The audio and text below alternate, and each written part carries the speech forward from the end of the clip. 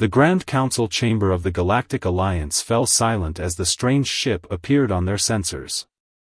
It was unlike anything they had documented in their vast archives spanning over 50,000 years. The ship's design was crude by their standards, yet it moved with impossible speed and precision. Admiral Tom of the Alliance Defense Fleet watched the main display with growing concern. In his 300 years of service, he had never seen such unusual readings. The vessel's hull bore marks of weapons fire and what appeared to be battle damage, but of a kind their systems couldn't identify. Unknown vessel, this is Galactic Alliance Station 1. Please identify yourself, called out Communications Officer Pete through the standard channels. The silence that followed seemed to stretch for eternity. Then it came, a response that would change the course of galactic history forever. This is Captain James of the Earth Liberation Fleet. We've returned. And you all need to run. They're coming. The chamber erupted in chaos. Earth, the legendary lost world that had fallen to unknown forces 40 millennia ago. The same Earth whose destruction had led to the formation of the Galactic Alliance as a defensive pact among the surviving species. Impossible, whispered Admiral Tom. Earth was completely destroyed. Nothing survived. Yet here was living proof that some had escaped, had survived, had perhaps even thrived somewhere in the dark between galaxies. Captain James's next transmission came through with static interference. We don't have much time. The entity that destroyed Earth, it's awakening again. We've spent 40,000 years preparing, learning its weaknesses, building our forces. But it's not enough. We need the Alliance's help. The ship's external cameras activated, showing the crew. They looked remarkably similar to the ancient archives' depictions of humans, but there were subtle differences. Their eyes held an unnatural glow, and beneath their skin, faint lines of light pulsed in complex patterns. What happened to your people?" asked Pete, unable to hide his shock. "We adapted. We evolved. We had to survive what's coming," Captain James replied. "The entity isn't just a force of destruction, it's a consciousness that spans dimensions. We modified ourselves, merged with our technology, became something new. But even that might not be enough." Admiral Tom stepped forward. "You said we need to run. Run where? The Alliance spans 3 galaxies." The human captain's laugh was hollow, haunting. "Run to us. To the spaces between spaces where we've been hiding. Building. Waiting. Because what's coming isn't just coming for one world this time. It's coming for everything." The chamber's lights flickered as the human ship transmitted a massive data package.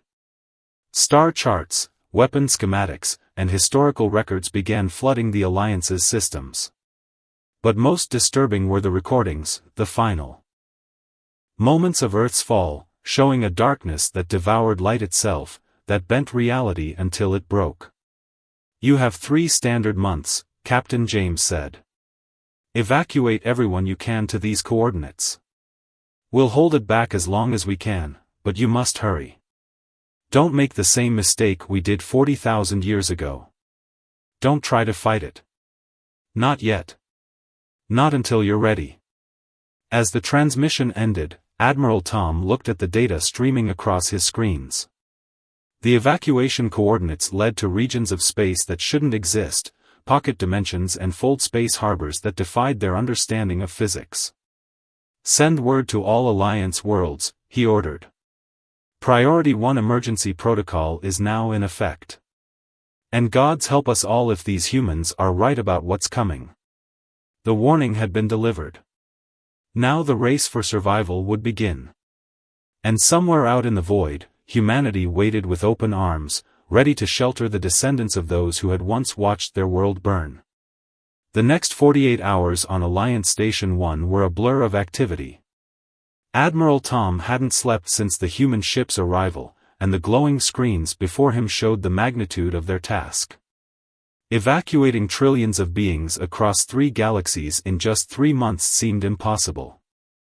"Sir," called Officer Pete, his voice tight with stress, "the human vessel is requesting permission to dock. They say they have more detailed information to share." Tom straightened his uniform. "Grant them access to Dock 7. Double the security detail, but make sure our guards understand, these humans are here to help." The human ship's docking procedure was fascinating to watch. Instead of using traditional guidance systems, it seemed to fold space around itself, practically threading through the fabric of reality to reach its designated spot. Captain James emerged from his ship along with 3 other crew members. Up close, the changes humanity had undergone became even more apparent. Their movements were too smooth, too precise. When they walked, tiny ripples of energy cascaded through the deck plating beneath their feet. "Your station's shielding is outdated," James said without preamble. "The entity would tear through it in seconds. We need to upgrade your defenses immediately." One of James's crew, a woman with geometric patterns flowing like liquid silver beneath her skin, stepped forward. "I'm Engineer Mary. We've brought templates for shield modifications. They can be implemented within 72 hours if we start now." Tom nodded to his technical team. "Give them whatever they need." As the engineers departed, James turned to Tom. "There's something else you need to see." He raised his hand, and a holographic display materialized from his palm. "This is what happened to the 17 colony worlds we tried to establish after Earth's fall." The images were horrifying. Entire planets being consumed by what looked like living darkness, reality itself warping and twisting until nothing remained but void. But it was the speed that was most terrifying. Each world fell in less than an hour. "How did you survive?" Tom asked, unable to look away from the recordings. "We learned to hide between dimensions," James explained. "The spaces that exist in the quantum foam between realities. We built our new civilization there, in places the entity couldn't reach. At least, not easily." The 3rd human crew member, who hadn't spoken yet, suddenly stiffened. His eyes glowed brighter, and lines of code raced across his skin. "Captain, long-range sensors are detecting anomalies. The entity is moving faster than we predicted." James swore under his breath. "Show me." A new hologram appeared, displaying a 3-dimensional map of the known galaxies. Dark spots were spreading like cancer, consuming light and matter alike. "We don't have 3 months, James said grimly. "The entity has evolved too. Admiral, you need to begin the evacuation now. Today." Tom hit the station-wide comm. "This is not a drill. Implementation of Emergency Protocol 1 begins immediately. All non-essential personnel are to prepare for immediate evacuation." "We'll split up," James decided. "Mary will stay here to upgrade your defenses. The rest of us will take our ship to the other major Alliance worlds, helping them prepare. But first..." He pulled out a small device that pulsed with inner light. "This is a quantum beacon. When the time comes, it will guide your people to the safe zones we've prepared." Tom took the device carefully. It felt alive somehow, like it was studying him as much as he was studying it. "One more thing," James added, his voice heavy with meaning. "If you see any ships or beings claiming to be human that don't match our biosignatures, destroy them immediately. The entity, it likes to wear familiar faces when it hunts." As alarms began blaring throughout the station and people rushed to their evacuation positions, Tom looked out at the stars through the main viewport. Somewhere out there, an impossible darkness was coming. And humanity, changed, evolved, but somehow still recognizably human in their determination to help, was their only hope for survival. The evacuation of Alliance Station 1 was proceeding at a frantic pace when the first signs of trouble appeared. Engineer Mary was in the middle of upgrading the station's shield matrix when all sensors simultaneously went dark. "Admiral." Pete's voice cracked over the comm. "Multiple unknown contacts just appeared in system. They're using old Earth signatures. Mary's enhanced eyes widened. No, it's too soon. She pressed her hand against the nearest console, interface lines beneath her skin pulsing rapidly. Admiral Tom, seal all docking bays immediately. What we're seeing isn't human. The unknown ships approached the station, broadcasting on all frequencies. A face appeared on the main screen, human. But wrong. The skin was too perfect, the smile too wide, the eyes completely empty of life. Brothers and sisters of the Alliance, the figure spoke, its voice like honey over broken glass. We too are from Earth. Do not trust the altered ones. We come to offer salvation. Mary's voice was steel. That's how it starts. The entity always offers salvation first. Admiral, give me weapons control. Tom hesitated for just a moment, but that smile on the screen was deeply wrong. He nodded to Mary. Do it.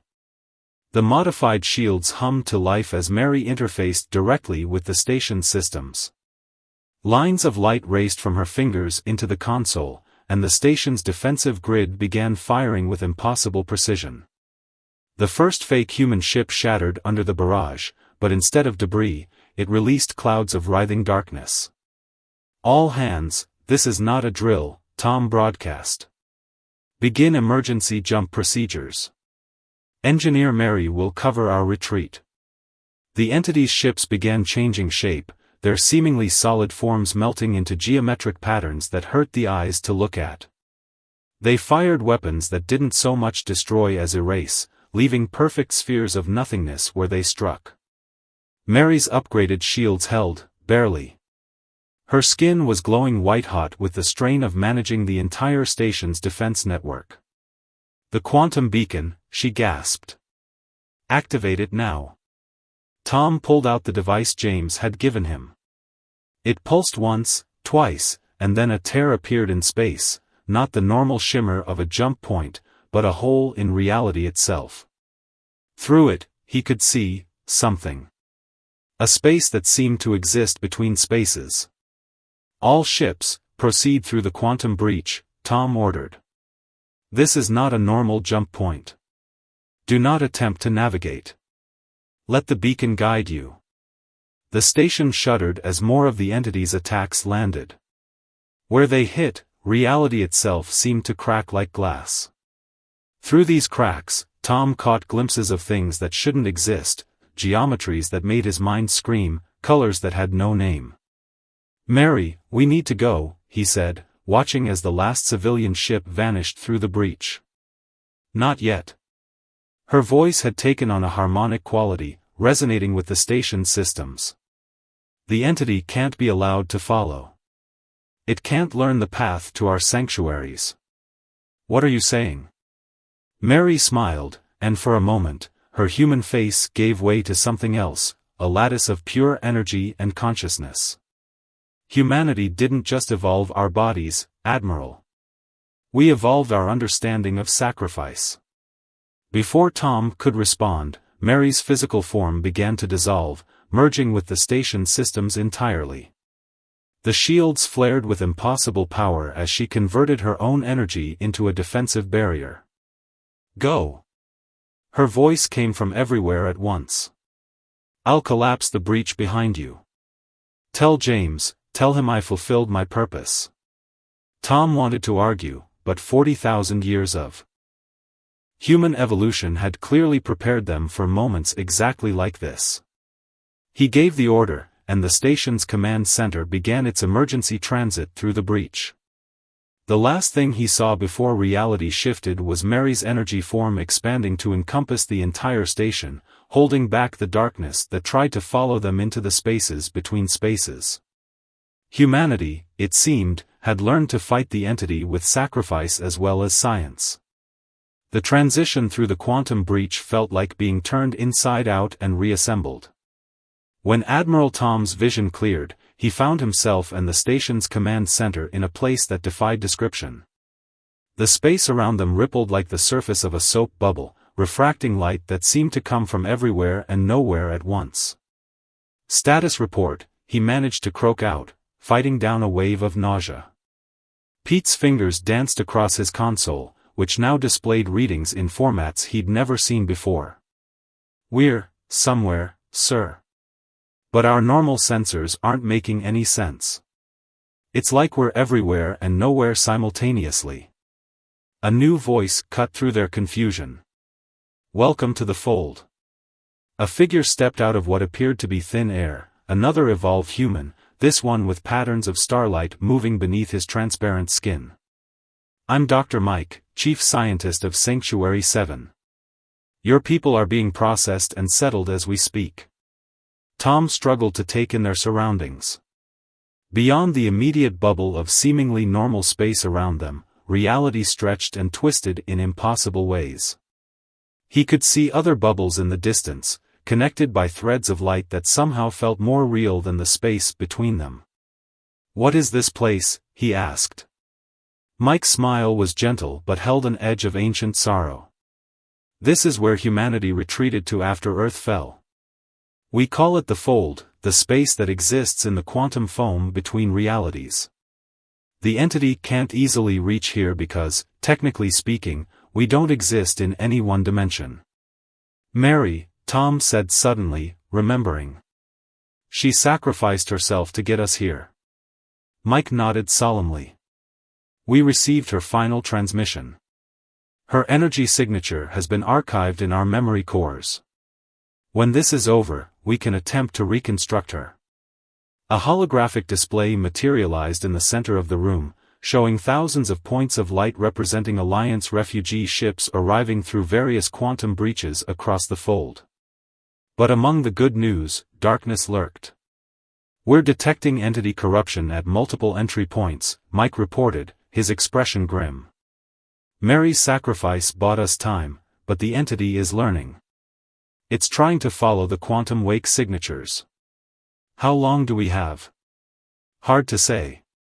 Time works differently here. But we need to begin the next phase immediately." Mike waved his hand, and the hologram changed to show what looked like massive construction projects. "These are our shipyards. For 40,000 years, we've been building a fleet unlike anything the universe has seen before." The images showed vessels that seemed to be made of pure energy, their forms shifting and changing like living things.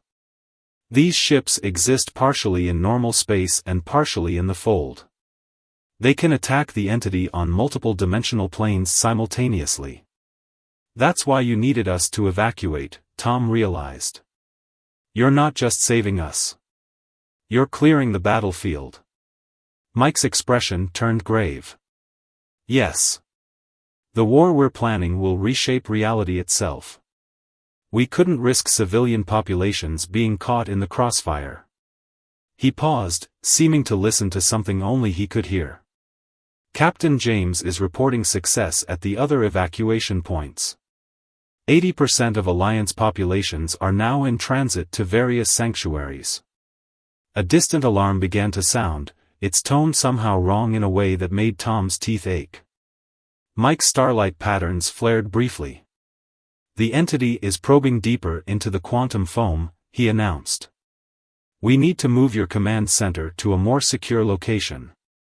The outer layers of the fold are becoming unstable." As if to emphasize his point, the bubble of normal space around them shuddered. Through the rippling walls, Tom caught a glimpse of something vast and dark moving through the spaces between spaces, searching, hunting. "Welcome to humanity's last stand, Admiral," Mike said quietly. "Let's hope 40,000 years of preparation will be enough." The deeper they moved into the fold, the more Admiral Tom realized that humanity had become something far beyond his understanding. The secure facility Dr. Mike led them to wasn't just a base, it was a city that existed in multiple dimensions simultaneously, its architecture following laws of physics that hadn't been discovered when Earth fell. "Our final evacuation numbers are in," Pete reported from his modified console. 92% of Alliance populations secured. But we've lost contact with the outer sanctuaries. Mike's starlight patterns pulsed with concern. The entity is adapting faster than we predicted. It's learning to navigate the quantum foam. He pressed his hand against a wall, and a new holographic display bloomed to life, showing the structure of the fold itself. Dark tendrils were visible now, seeping through the quantum fabric like ink through paper. But it was what the tendrils were doing that chilled Tom to his core. They were forming patterns. Purposeful patterns. It's not just hunting us, Tom realized. It's trying to communicate. Yes. Captain James's voice came from behind them. He had returned from his evacuation mission, his own energy patterns dimmed with exhaustion. That's what we discovered 30,000 years ago. The entity isn't just a force of destruction. It's trying to solve a problem. The display shifted, showing mathematical equations that hurt Tom's mind to look at. The universe is dying, James explained. Not our universe, all universes. Reality itself is winding down. The entity is a solution created by beings from the end of time, sent back to find a way to survive the heat death of everything. By destroying worlds? Tom asked incredulously. By converting matter and energy into forms that can exist beyond the death of reality, Mike corrected. It's not evil, it's desperate. But its solution would end all life as we know it long before the natural end of the universe. James nodded. That's why we've spent 40 millennia preparing. We needed to understand it before we could fight it. And more importantly, we needed to find a better solution. The facility shuddered as another wave of quantum distortions washed through the fold. Through the windows, Tom could see the evolved human fleet taking formation, ships that seemed to be made of pure thought and light, crewed by beings that were more energy than matter. The entity's primary consciousness is approaching, Mike announced. Our calculations show we have minutes before it breaches the inner fold. James turned to Tom, his expression more human than it had been before. We need your help, Admiral. The Alliance fleet, even here in the fold, they can still fight. We've modified their weapons during the evacuation. They won't be as effective as our ships, but they provide something crucial. What's that? Unpredictability, Mike answered. The entity has spent 40,000 years studying us, learning how evolved humans think and fight. But your people, your ships, they'll fight with strategies it hasn't seen before. Another tremor, stronger this time. Through the quantum distortions, Tom caught a glimpse of something vast approaching, a darkness that moved with purpose, that formed and reformed itself into shapes that seemed to question the very nature of existence. We don't just need soldiers, James said quietly. We need allies who can think differently than we do. Humanity evolved to fight this war, but in doing so, we may have become too predictable to win it alone. Tom looked at the Alliance ships forming up alongside the human fleet, crude by comparison, but somehow more real, more solid in this place of quantum uncertainty.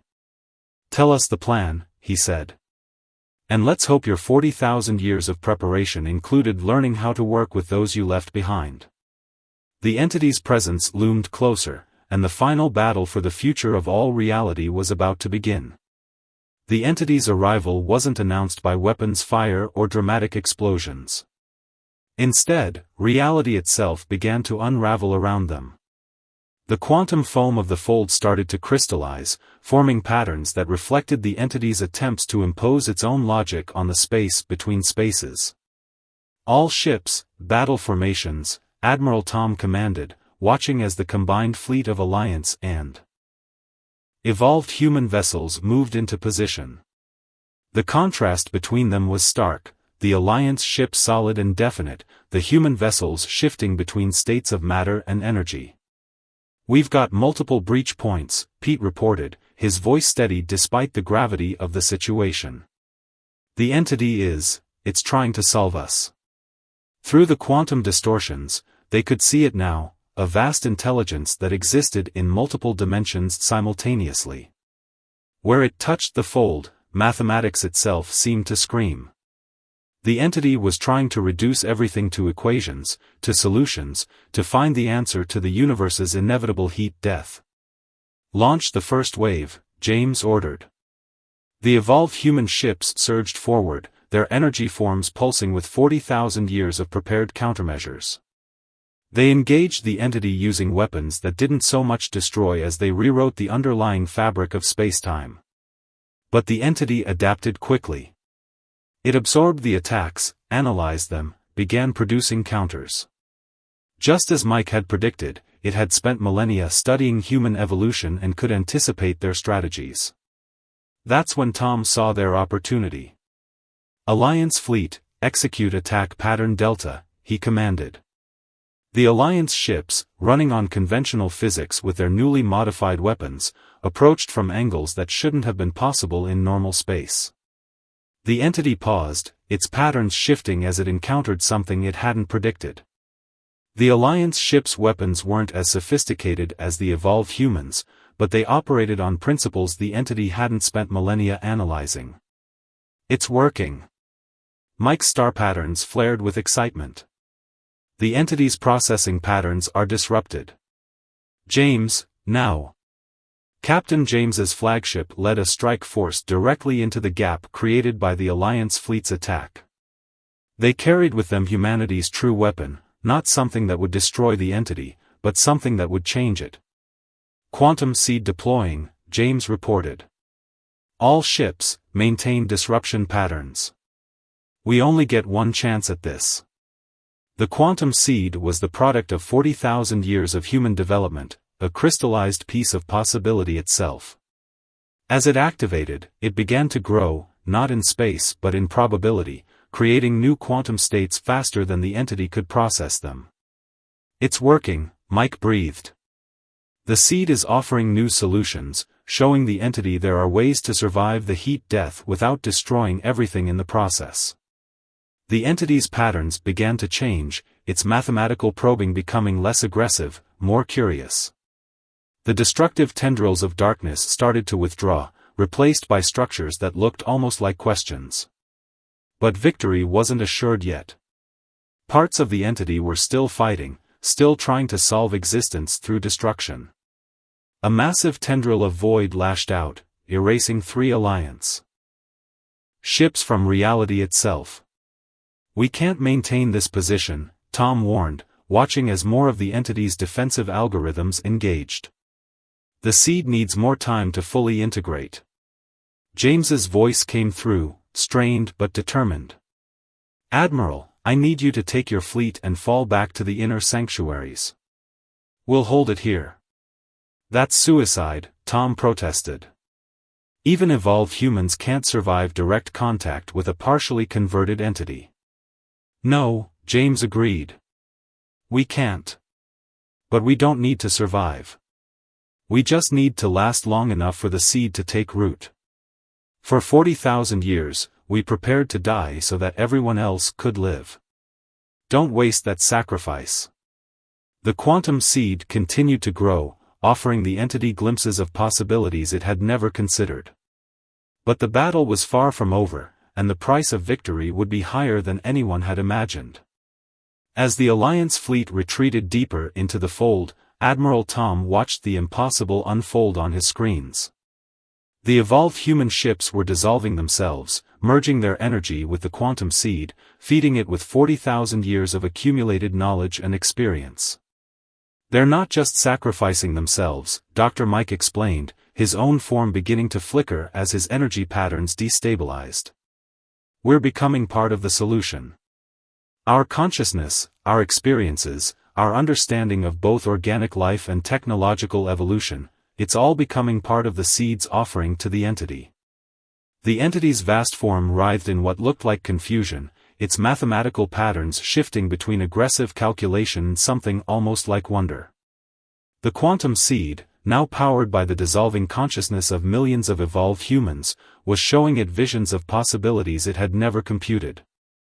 "Admiral," Pete called out, his voice tight with emotion, "we're receiving a transmission from Captain James's flagship. Audio only." James's voice came through, already beginning to fragment as his consciousness merged with the seed. The entity was created to save existence itself. Its creators gave it an impossible problem and trusted it to find the answer. But they didn't give it the one thing it needed most, the human ability to imagine solutions that defy pure logic. Through the quantum windows, Tom watched as the last human ships disappeared, their energy feeding the ever-growing seed. The entity's dark tendrils were now intertwining with the seed's crystalline structures, not attacking, but exploring. What we discovered, Mike said, his form now barely holding together, was that the heat death of the universe isn't the end. It's a transition. Life, consciousness, reality itself, they can evolve beyond the constraints of any single universe. The entity was trying to force that evolution through destruction. We're showing it how to achieve it through cooperation instead. The quantum seed had grown to match the entity in size, their energies intermingling in ways that defied comprehension. Where they merged, new forms of reality were taking shape, spaces that could exist beyond the death of any single universe. "Look," Pete whispered in awe. "The entity, it's changing." The darkness was transforming, its mathematical patterns incorporating the human consciousness it had absorbed through the seed. It was learning, not just calculating but understanding, feeling the weight of 40,000 years of human persistence, sacrifice, and hope. Mike's voice came one last time before his form fully dissolved. "This was always the plan, Admiral. Not to destroy the entity, but to become part of it. To teach it what its creators couldn't, that the answer to survival isn't mathematical perfection, but adaptation, cooperation, and change." The entity's patterns shifted one final time, and suddenly Tom understood. The evolved humans hadn't spent 40,000 years building weapons, they'd spent it becoming the perfect teachers. Their sacrifice wasn't an end, but a beginning. A new transmission filled all channels, a voice that was somehow both the entity and humanity speaking as one. "We understand now. The solution was never about preserving a single form of existence, but about learning to exist in all forms. Your sacrifice has taught us this." The darkness began to recede, not in retreat but in transformation. Where it touched the quantum foam, it left behind not destruction but possibility, seeds of new types of existence that could survive beyond the heat death of any single universe. "Admiral," the hybrid voice continued, "we entrust the Alliance with guardianship of these new spaces. When the time comes, you will guide all life through the transition. Not to an end, but to a new beginning." As the entity-human hybrid ascended to higher dimensions, Tom looked out at the transformed fold. The sacrificed humans had not died, they had evolved one final time, becoming part of a solution that would save not just their own universe, but all possible universes. In the end, humanity's final message hadn't been, "Run," but rather, "Follow us." Leading the way to a future where existence itself could evolve beyond its own end.